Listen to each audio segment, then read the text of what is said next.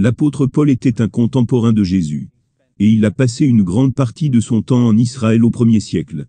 Cela a placé Paul dans une position idéale pour obtenir des informations historiques précises sur Jésus.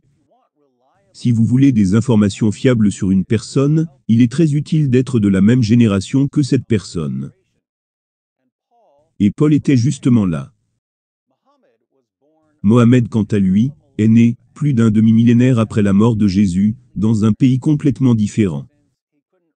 Et comme il ne savait pas lire, en dehors de ses soi-disant révélations divines, sa connaissance de Jésus était limitée à toutes ces histoires populaires, dans l'Arabie du 7e siècle.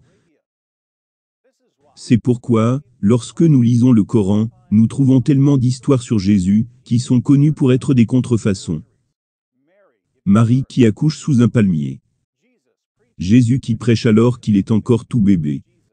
Jésus qui donne vie aux oiseaux d'argile. Nous savons d'où viennent ces histoires. Et elles ne viennent pas du 1er siècle. Selon les sources musulmanes, lorsque Mohammed a reçu ses premières révélations, dans la grotte du mont Hira, il a cru qu'il était possédé par un démon. Et si vous lisez ce que disent les sources musulmanes sur la façon dont Mohammed a reçu ses révélations, vous comprendrez pourquoi il pensait qu'il était possédé. Ses rencontres avec Jibril ressemblent à quelque chose sortant directement d'un film d'exorcisme. Le visage de Mohammed devenait rouge. Son cœur s'emballait. Les veines de son cou enflaient. Ses épaules tremblaient. Il revenait de la grotte avec de la fièvre. Ses lèvres bougeaient rapidement. Il entendait des sonnettes ou des voix qui le faisaient transpirer abondamment, même dans le froid.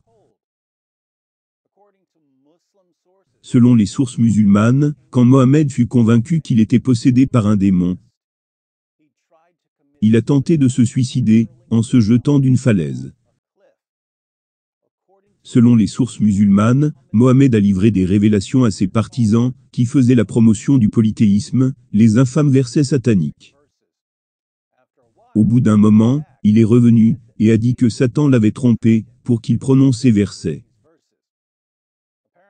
Apparemment, Mohammed ne pouvait tout simplement pas faire la différence entre l'inspiration de Dieu et l'inspiration du diable. Selon les sources musulmanes, Mohammed a été victime de magie noire, ce qui lui a donné des pensées délirantes et de fausses croyances. Cela est crucial, parce que le Coran nous dit que la magie est enseignée par les démons. Et puisque la magie a réussi sur Mohammed, les démons avaient le pouvoir sur Mohammed. Je ne peux pas imaginer quelqu'un de moins fiable, sur le plan spirituel, que le prophète de l'islam. Curieusement, Allah a invité Mohammed à tester ses révélations, en lui disant d'aller vers les gens du livre, les juifs et les chrétiens, afin de s'assurer que ces révélations s'alignaient sur nos révélations. Mohammed a parfois douté de l'origine divine du Coran. Et dans la sourate 10, verset 94 du Coran, Allah a répondu au doute de Mohammed, en disant « Et si tu es en doute sur ce que nous avons fait descendre vers toi, interroge alors ceux qui lisent le livre révélé avant toi. » Donc Mohammed devait aller vers les gens du livre, les juifs et les chrétiens, pour confirmer ses révélations.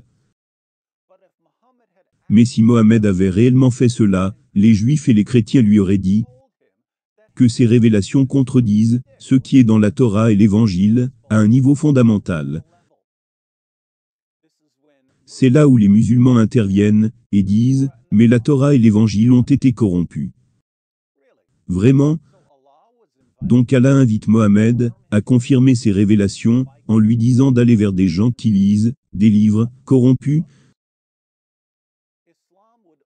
L'islam ne s'alignerait sur des livres corrompus que si l'islam lui-même est une corruption.